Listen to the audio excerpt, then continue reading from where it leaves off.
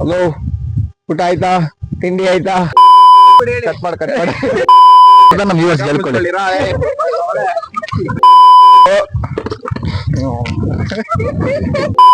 Welcome back to our YouTube channel Kundana ಬೆಟ್ಟ.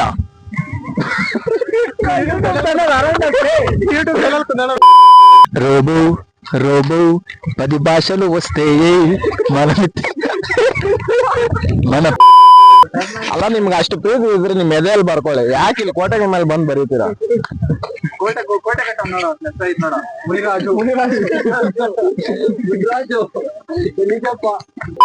Welcome back to around us channel Kundapura Kundana Betta. Thank you ಚಿನ್ನ, thank you sir. ಅಂದ್ರೆ ಈಗ ಬೆಂಗಳೂರಿಂದ ಮತ್ತೆ ಚಿಕ್ಕಬಳ್ಳಾಪುರದಲ್ಲಿ ಬರೋದಕ್ಕೆ ಎಷ್ಟು ದೂರ ಆಗ್ಬೋದು, ಯಾವ ತರ ಬರ್ಬೋದು, ಸ್ವಲ್ಪ ದಾರಿ ಸ್ವಲ್ಪ ಹೇಳ್ಕೊಂಡ್ಬಿಡಿ ಅಂತ. ಹಾಗೆ ತುಂಬಾ ಹೊತ್ತೇನು ಹಿಡಿಯಲ್ಲ.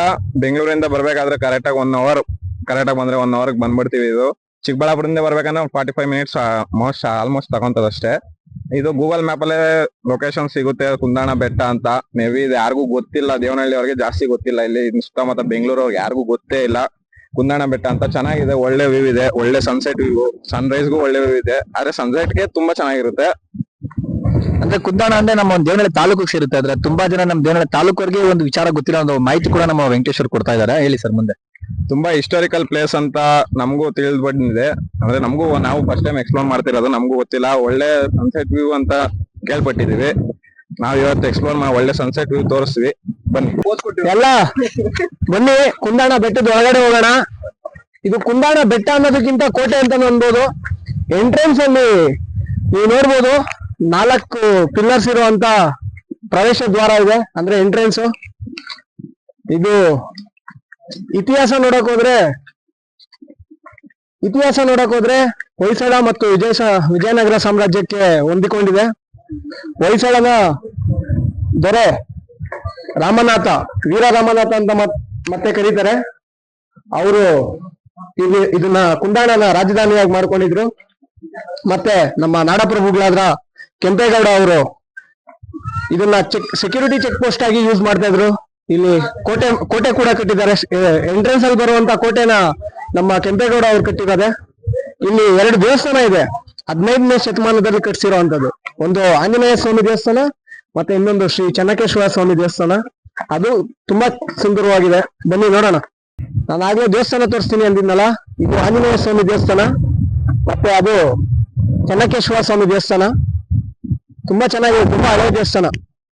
ನಾವ್ ಮೊದ್ಲೇ ಹೇಳ್ದಂಗೆ ಕುಂದಾಣ ಬೆಟ್ಟ ಸನ್ರೈಸ್ಗೂ ಫೇಮಸ್, ಸನ್ಸೆಟ್ಗೂ ಫೇಮಸ್. ಅಲ್ಲೇನ್ ಕಾಣಿಸ್ತಾ ಇದೆ ಅದು ಸನ್ರೈಸ್ ಪಾಯಿಂಟ್. ನಾವ್ ಅಲ್ಲಿ ಬೆಳಗ್ಗೆ ಬಂದು ನಿಂತ್ಕೊಂಡ್ರೆ ಸನ್ರೈಸ್ ಕಾಣಿಸುತ್ತೆ, ತುಂಬಾ ಚೆನ್ನಾಗಿ ಕಾಣಿಸುತ್ತೆ.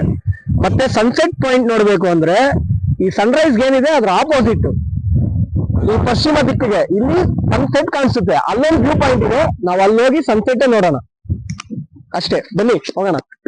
ಇದು ದೇವಸ್ಥಾನ ಕ್ಲೋಸಿಂಗ್ ಅಲ್ಲಿ ಇದೆ, ಚೆನ್ನಕೇಶ್ವರ ದೇವಸ್ಥಾನ. ಅಂದ್ರೆ ಇದು ಇಲ್ಲಿಂದ ನೋಡೋಣ ಅಂದ್ರೂ ಇದು ದೇವಸ್ಥಾನ ತುಂಬಾ ಒಳಗಡೆ ಇದೆ.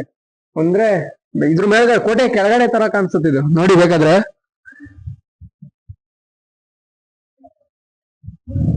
ಕರೆಕ್ಟ್ ಆಗಿ ಕಾಣಿಸಲ್ಲ. ಓಕೆ, ನೋಡಿ ಗಾಯ್ಸ್, ಇವಾಗ ಒಳ್ಳೆ ಬ್ಯೂಟಿಫುಲ್ ಸನ್ಸೆಟ್ ತೋರಿಸ್ತೀವಿ ನೋಡಿ.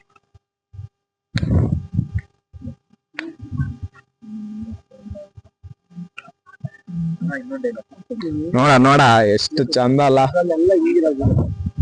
ಪ್ರಕೃತಿ ಮನುಷ್ಯನ ಒಂದು ಭಾಗವಲ್ಲ, ಮನುಷ್ಯ ಪ್ರಕೃತಿ ಒಂದು ಭಾಗ. ಈ ಮಾತನ್ನ ಕರೆಕ್ಟ್ ಆಗಿ ಅರ್ಥ ಮಾಡ್ಕೊಂಡ್ರೆ ಪ್ರಕೃತಿನ ಯಾರು ನಾಶ ಮಾಡಲ್ಲ, ಎಲ್ಲರೂ ಸಂರಕ್ಷಿಸ್ತೀರಾ. ಮತ್ತೆ ಫ್ರೆಂಡ್ಸ್ ಎಲ್ಲ ಈ ಪ್ಲೇಸ್ಗೆ ವಿಸಿಟ್ ಮಾಡಿ, ತುಂಬಾ ಚೆನ್ನಾಗಿದೆ, ವ್ಯೂ ಎಲ್ಲ ತುಂಬಾ ಚೆನ್ನಾಗಿದೆ.